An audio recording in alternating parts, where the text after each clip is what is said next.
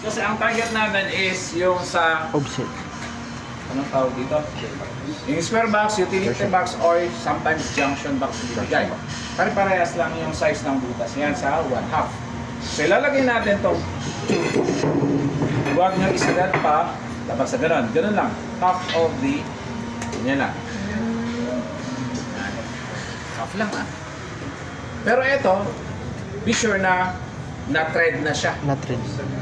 Ibig sabihin, yung unang-unang step na gagawin sa magte-thread. Correct. Di ba yun yung sinabi ko? Cut, thread, and bend.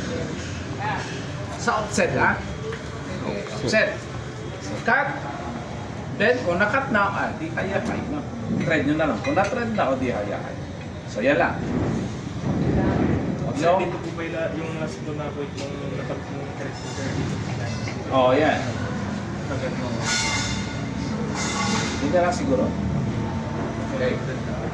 Pwede rin ganyan. Kung ang bend nyo is nasa 50 yung bend. Ang usapan natin 30 kasi, kaya ito tatamaan ng ano. Yan. Okay na yan. Okay, so gawin natin.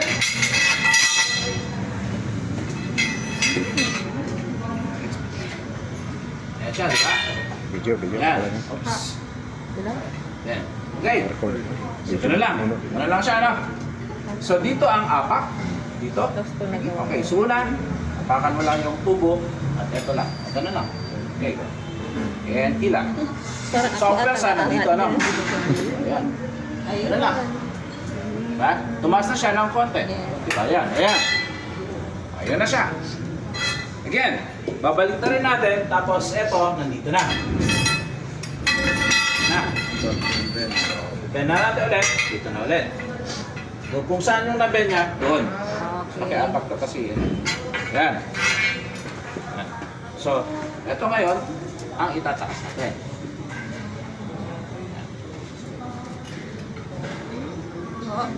Yan na siya. So, you have now the set. Ano natin? Mataas, sir. Mabilis kaya lang yung para sa Yan. Mataas sir, bagsak sir. Asya na. Sobra. Taas. Yan. Hindi na pwede balik, sir. Ate, bagsak sir. Bagsak. Eh, hindi na pwede i-diretso Sobrahan yan, ko. sir. Nung nasobrahan, pwede natin balik ng konti. Pero sa 90, pwede. Yung second curve ang ibalik, sir. Balik nila. Pwede na maibalik yan. Malit lang naman, sir. Malit lang naman yan eh. Okay. Ah, Balik. ayun.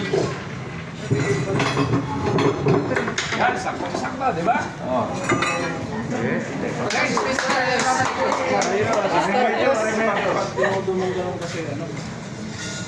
tayo. Okay, so that is the RSC. Okay, tignan natin dito sa EMT. Okay.